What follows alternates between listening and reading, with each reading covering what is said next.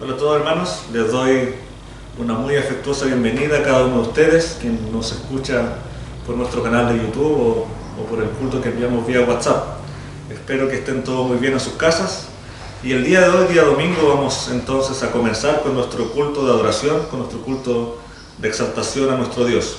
Y antes que todo, por supuesto, vamos a pedirle la guía a nuestro Señor para que sea Él, por medio de su Espíritu, quien nos hable en esta tarde. Así que los invito a orar en esta hora. Padre Celestial, en esta hora te agradecemos, Señor, porque sabemos que tú estás en medio de nosotros, en medio de tu iglesia, en cada hogar, en cada sitio donde se encuentran mis hermanos, Señor, sabemos que tú estás ahí. Y en esta hora invocamos tu nombre para alabarte, para adorarte, porque tenemos un tiempo en el cual podemos dedicártelo completamente a ti, porque tenemos un tiempo para rendirte gloria, para cantar y para escuchar tu palabra, Señor.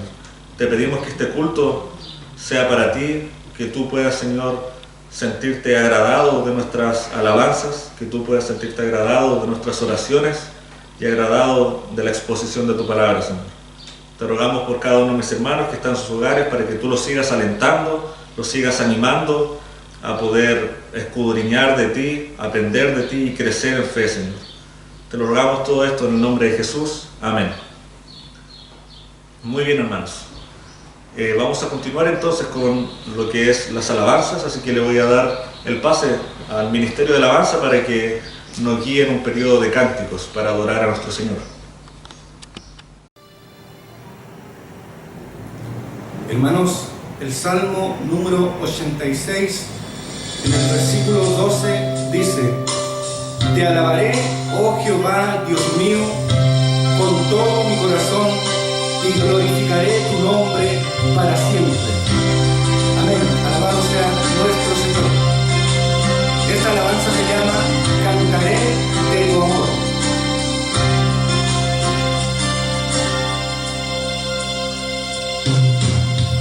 Por mucho tiempo busqué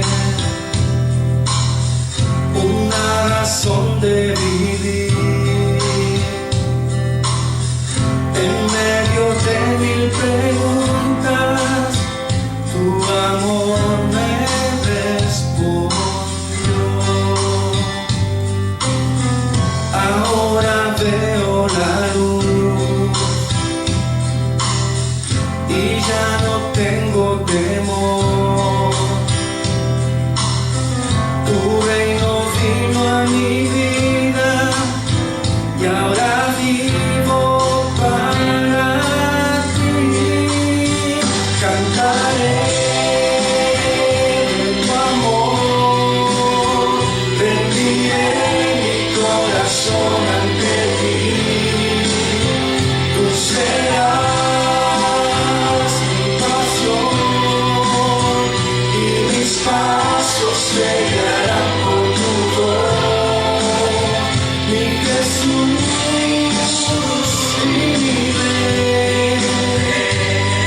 De tu gran amor cantaré. Por mucho tiempo busqué una razón de vivir. En medio de mil preguntas, tu amor me respondió. Ahora veo la luz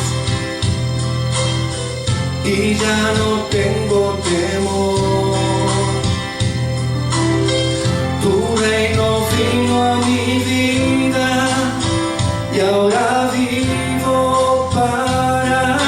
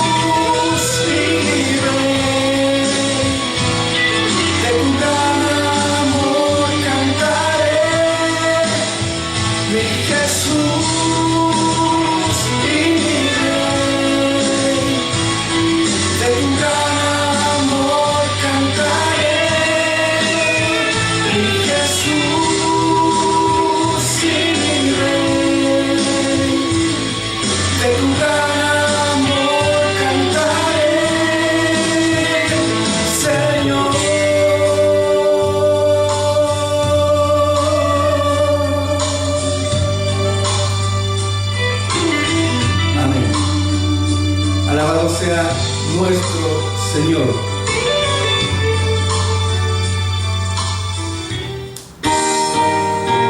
Hermanos, entonemos el himno número 397, firmes y adelante.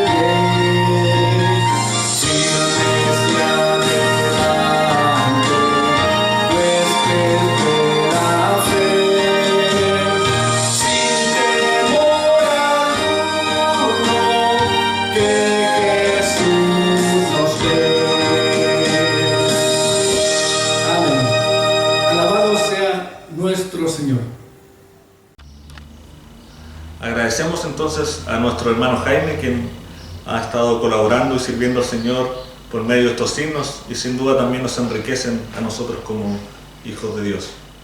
Y vamos a continuar entonces con el estudio de la palabra de Dios el día de hoy.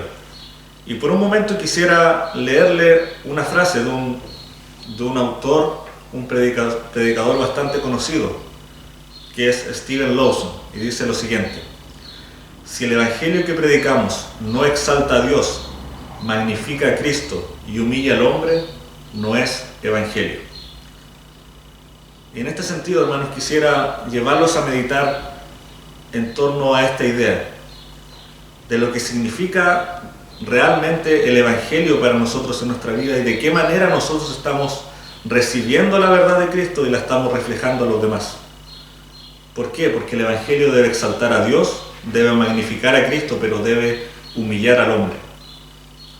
Así que quisiera que me acompañen a leer una palabra que se encuentra en 2 Corintios capítulo 4, versículos del 6 al 12. Y dice lo siguiente: porque Dios, que mandó que de las tinieblas resplandeciese la luz, es el que resplandeció en nuestros corazones, para iluminación del conocimiento de la gloria de Dios en la faz de Jesucristo. Pero tenemos este tesoro en vasos de barro, para que la excelencia del poder sea de Dios y no de nosotros, que estamos atribulados en todo, mas no angustiados, en apuros, mas no desesperados, perseguidos, mas no desamparados, derribados, pero no destruidos, llevando en el cuerpo siempre todas las partes la muerte de Jesús, para que también la vida de Jesús se manifieste en nuestros cuerpos. Porque nosotros que vivimos siempre estamos entregados a muerte por causa de Jesús, para que también la vida de Jesús se manifieste en nuestra carne mortal, de manera que la muerte actúa en nosotros y en nosotros la vida. Así es, hermanos. Y este pasaje, la verdad, lo que parte comentándonos, lo que parte enseñándonos es que el Señor, en su perfil de creador, en su atributo creador, Él nos dice que en un inicio Él fue quien trajo la luz a este mundo. Usted podrá notar en el versículo 6 que acabamos de leer, se nos dice que Él fue quien mandó que de las tinieblas resplandeciese la luz. Este mismo Dios que en Génesis capítulo 1 versículo 3 dijo que sea la luz y fue la luz, es el mismo Dios que resplandeció en nuestros corazones. Es el mismo Dios que nos iluminó a nosotros por medio de su Espíritu. Es aquel Dios todopoderoso, aquel Dios sostenedor, el mismo que creó en un inicio las cosas, fue el mismo quien iluminó nuestras mentes para llegar a su conocimiento. Y lo que nos muestra esta primera porción es que de Él se trata el Evangelio. Él es el dador de luz, Él es el dador de vida. Y fíjese en un detalle, hermano, que en un inicio las tinieblas no tenían la capacidad de dar luz, ni siquiera ellas buscaban la luz. Pero aún así hubo un Señor, debía haber un agente externo, un creador que trajera e iluminara lo que el Señor había creado hasta ese minuto. La tierra estaba desordenada y vacía, dice la palabra. Estaba oscura, desordenada, vacía. No había luz. Pero el Señor Dios Todopoderoso, Creador, trajo a existencia la luz y permitió entonces que se pueda observar todo lo que hay. Cuando no hay luz, no hay claridad de las cosas. Cuando no hay luz, hay tinieblas. Cuando no hay luz, no hay una manera de caminar. Andamos tropezándonos. Y es exactamente la posición en la cual estábamos nosotros, en tinieblas. No sé si usted en invierno ha andado en auto, por ejemplo, cercano a la ribera del río Cautín. Usted podrá encontrar ahí muchas veces una niebla muy densa que ni siquiera permite caminar, ni siquiera uno puede ver 4 metros más allá de donde estamos parados. Eso es andar en tinieblas, no saber dónde estoy, no saber para dónde voy, no saber qué es lo que está más adelante mío, qué fue lo que está más atrás mío. No puedo distinguir correctamente el camino. De esa manera estábamos nosotros, hermanos, en tinieblas. Antes de conocer al Señor, nuestra vida no tenía un sentido. No había un camino claro. No podíamos distinguir las cosas por lo que son. No podíamos ni siquiera entender qué era lo que estábamos viviendo o qué era lo que estaba ocurriendo en el mundo porque no teníamos cómo entenderlo. Pero el Señor iluminó nuestros corazones. Y fíjese lo que dice la palabra en este sentido. Dice que es Él que resplandeció en nuestros corazones para iluminación del conocimiento de la gloria de Dios en la faz de Jesucristo. ¿Qué nos muestra este pasaje? Que el Señor fue quien aportó todo. ¿Con qué aportamos nosotros? fue solamente con nuestra oscuridad, solamente con tinieblas. Todo lo demás lo pone el Señor. Y fíjese que hay una palabra aquí y se nos habla de que fue el Señor quien nos manifiesta su gloria en la faz de Jesucristo. La palabra del Señor dice que en Efesios 5:8, porque antes erais tinieblas, pero ahora sois luz en el Señor, andad como hijos de luz. Hermanos, debemos nosotros buscar esta luz. ¿Y dónde la encontramos? Y este es un detalle muy enriquecedor, en la faz de Jesucristo. Por medio de Jesucristo nosotros podemos encontrar verdaderamente la iluminación de nuestra vida. Podemos encontrar la luz, el camino. Por medio de Jesucristo las cosas son claras. Podemos comprender quién es Dios. La palabra de Dios dice que a Dios nadie le vio jamás, pero el unigénito Hijo, el que está en el seno del Padre, Él le ha dado a conocer, dice Juan capítulo 1, versículo 18. Por medio de Cristo nosotros llegamos a conocer algo que era imposible de conocer. Llegamos a conocer al hermoso y perfecto Dios. Es el Hijo, el Señor Jesucristo, quien nos provee del camino, quien nos provee de la verdad y quien nos provee de la vida. La palabra dice que aquella luz que alumbra a todo hombre venía a este mundo.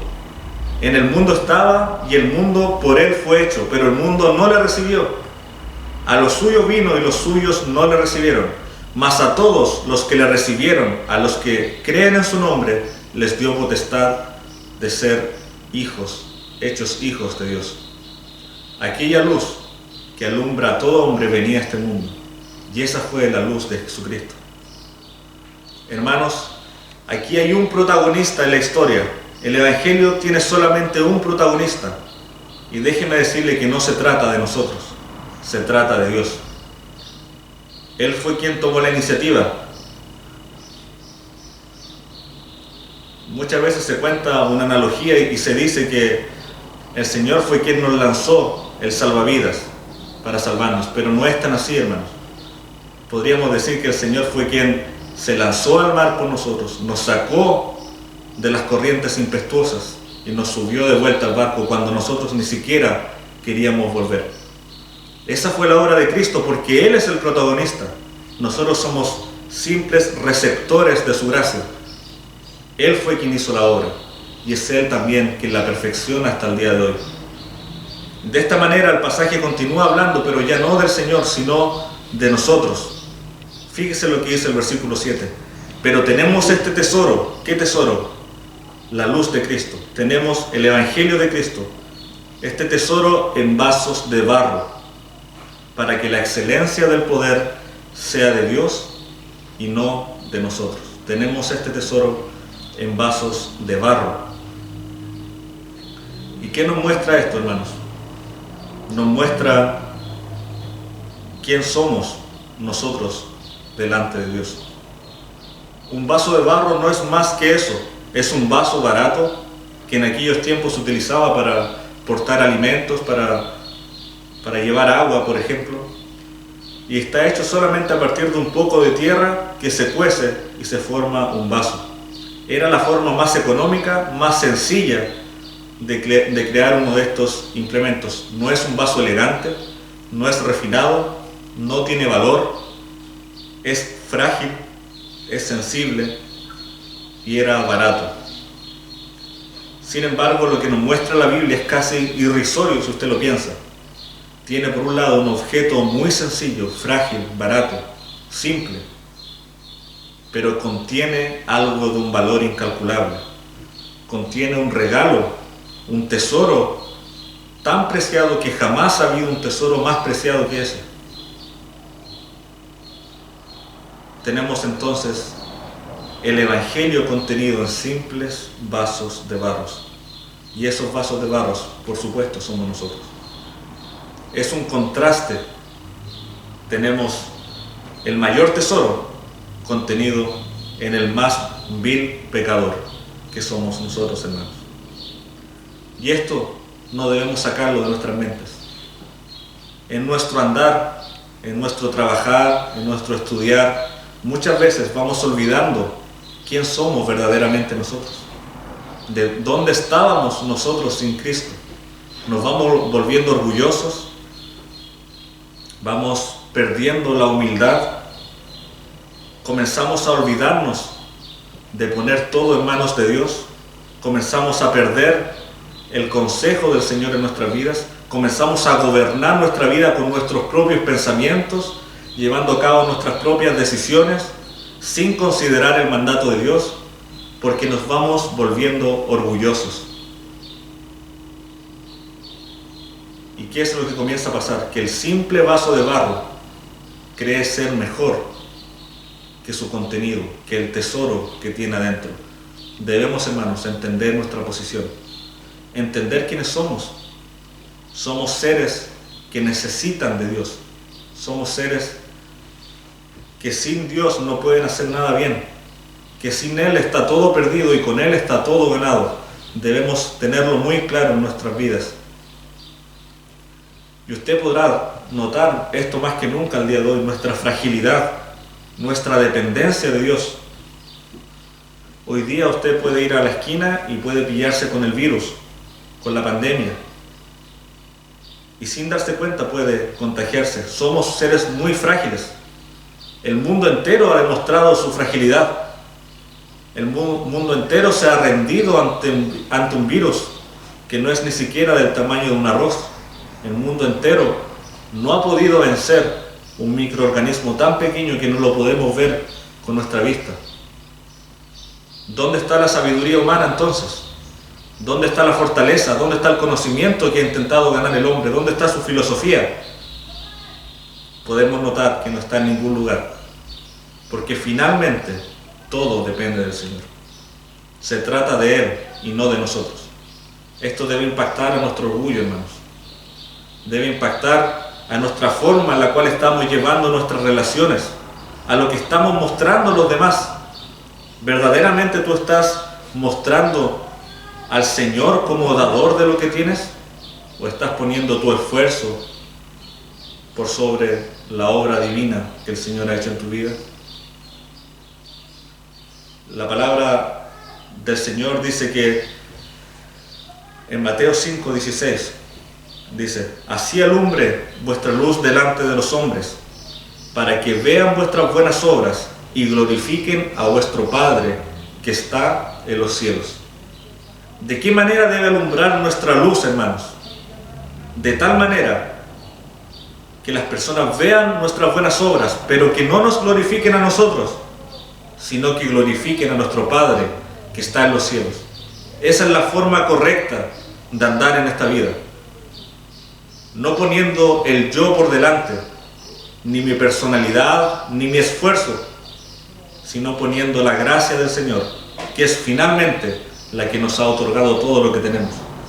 Debemos vivir entonces de manera humilde, reconociendo siempre que todo lo que tenemos es por gracia del Señor, reconociendo siempre que dependemos de Cristo, y que si tenemos hoy día riquezas, o si hoy día estamos bien, o si hoy día estamos sanos, es solamente porque el Señor lo ha querido así. Debemos vencer el orgullo y vivir una vida humilde, dependiente y de sumisión al Señor. Y esta enseñanza entonces es tratada por el apóstol Pablo en este pasaje y continúa siendo llevada a la práctica. Y usted podrá notar lo que continúa diciendo. Él dice, y está hablando de su experiencia personal. Pablo, quien había estado en lugares muy difíciles, había naufragado, había sido azotado, había sido apiedrado, había sido perseguido, rechazado, había sido desestimado por las personas a quienes él le había mostrado el Evangelio. Y él nos plantea lo siguiente, que también debe ser una lección de vida para nosotros. Él dice que estamos atribulados en todo, pero más no angustiados, en apuros, mas no desesperados, perseguidos, mas no desamparados, derribados, pero no destruidos. En otras palabras, nosotros, el vaso de barro, puede ser llevado a toda clase de circunstancias difíciles, complejas, que significan dolor, que significan tristeza para nosotros. ¿Por qué? Porque somos frágiles, somos simples. Podemos fallar, podemos equivocarnos y pasar por el valle del dolor. Sin embargo, hermanos, cuando tenemos el Evangelio vivo en nuestras vidas, todas estas cosas son insignificantes. No pueden vencer la esperanza que nos ha otorgado Cristo. Es por eso que podemos nosotros estar angustiados o encontrarnos en apuro, pero no nos desesperamos porque el Evangelio nos sustenta. Si estamos siendo perseguidos, hermanos, no estamos solos. Tenemos la presencia de Dios con nosotros. Hermanos, usted puede caer, puede ser derribado e incluso usted puede perder la vida. Pero ¿sabe qué? La esperanza de Cristo, de la vida eterna, va a permanecer siempre. Es decir, no hay manera en la que este mundo pueda vencernos. No hay dolor tan grande, no hay sufrimiento tan grande, no hay prueba tan grande que pueda vencer el tesoro que tenemos dentro de nosotros. No hay circunstancia que pueda superar la obra divina del Señor Jesús en nuestras vidas. Y es más, Él continúa hablando, y esta vez el apóstol Pablo, quien escribe esta carta, lleva y relaciona con la obra del Señor Jesucristo en nuestra vida. Y fíjese lo que comienza a decir, dice: llevando en el cuerpo siempre, por todas partes, la muerte de Jesús, para que también la vida de Jesús se manifieste en nuestros cuerpos. Llevando siempre, por todas partes, ¿qué cosa? La muerte de Jesús, para que su vida se manifieste en nuestros cuerpos. Y continúa diciendo: porque nosotros que vivimos siempre estamos entregados a muerte por causa de Jesús, para que también la vida de Jesús se manifieste en nuestra carne mortal. Y el resumen de estos dos pasajes es el siguiente: de manera que la muerte actúa en nosotros y en nosotros la vida. Como usted podrá notar, nuevamente se nos enfatiza el hecho de que la vida de Cristo, es decir, la vida eterna, permanece en nosotros a pesar de toda circunstancia. Y esto queda muy bien resumido en el último versículo que leemos. Dice: de manera que la muerte actúa en nosotros y en nosotros la vida. Usted puede notar ahí una dualidad de fuerzas que están presentes constantemente en la vida del cristiano. Por un lado, entonces, tenemos la muerte de Cristo, que siempre debería estar presente en nuestras vidas. La muerte de Cristo, el recordar el sacrificio del Señor Jesús en nuestra vida. La forma en la cual Él padeció también es un rasgo que identifica al cristiano. Es más, el Señor Jesús, cuando estuvo aquí en la tierra, nos dijo que debemos tomar su cruz día a día y seguirle. La muerte de Cristo nos lleva muchas veces a padecer. Cuando hacemos las cosas bien, cuando pensamos y hablamos las cosas correctas, nos lleva a padecer. Hay otras circunstancias que de igual manera nos llevan a sufrir, a pasar dificultades, hermanos. Y esa es la manera en la cual la vida, más bien la muerte de Cristo, está presente en nosotros. ¿Y a qué nos lleva la muerte de Cristo? A recordar su sacrificio, a recordar su entrega y a tener una vida humilde y de sumisión al Señor. Porque debemos mantenernos firmes en la convicción de que tenemos un tesoro, que la vida de Cristo sigue presente en nosotros a pesar de las circunstancias. Es por eso que la palabra dice: bienaventurados los que lloran. Usted podrá notar también ahí ambas situaciones. Está la bienaventuranza, que es la bendición de Cristo, y quienes lloran, que es el sufrimiento. Es decir, en su vida usted siempre va a tener esta dualidad. Por un lado, el gozo de estar con el Señor, y por otro lado, el padecimiento, el sufrimiento, que es propio de la vida de la persona que hace el bien. Porque son bendecidos todos aquellos que viven una vida difícil, pero que viven una vida difícil poniendo la fe en el Señor Jesús. Cuando suceden estas dos cosas, es cuando nosotros somos bienaventurados. porque estamos viviendo la muerte de Cristo en nuestras propias vidas. Y cuando vivimos la muerte de Cristo en nuestras propias vidas, entonces nosotros somos acreedores de la vida de Cristo. ¿Y cuál es la vida de Cristo? La vida eterna. La vida eterna junto al Señor en el reino eterno. De esta manera podríamos resumir, nuevamente volviendo a la primera frase que les leí al principio. Si nuestra vida no exalta a Dios, no magnifica a Cristo y no humilla al hombre y a nuestro ser, entonces no estamos viviendo el Evangelio. Hermanos, consideremos siempre esta enseñanza, que cuando nosotros somos débiles, entonces nosotros somos fuertes en el Señor. Esa es la forma en la cual debemos afrontar nuestra vida. Debemos ser receptores de gracia y obrar para que los hombres glorifiquen al Padre que está en los cielos y no a nosotros. Que el Señor nos bendiga y nos ayude a poder llevar a cabo esta palabra tan difícil de llevar a cabo, a poner en práctica su palabra, para quitar todo orgullo y para vivir una vida humilde de sumisión al Señor y una vida que lo glorifique en todo. Así que, hermanos, los invito a orar en esta hora para ya finalizar este mensaje. Padre Celestial, te agradecemos porque hoy día podemos escuchar tu palabra, porque podemos ver, Señor, tu voluntad para con nuestras vidas, y te rogamos, Padre, que tú seas con nosotros, ayudándonos a vencer todo orgullo y a considerarte solo a ti como el digno de gloria, solo a ti como el digno de alabanza, y a nosotros como meros receptores de tu gracia. Ayúdanos a ver nuestra posición de vasos frágiles, de vasos de barro, y a verte a ti como el tesoro más preciado, más valioso y más hermoso que puede haber. Gracias, Señor. En el nombre de Jesús oramos. Amén.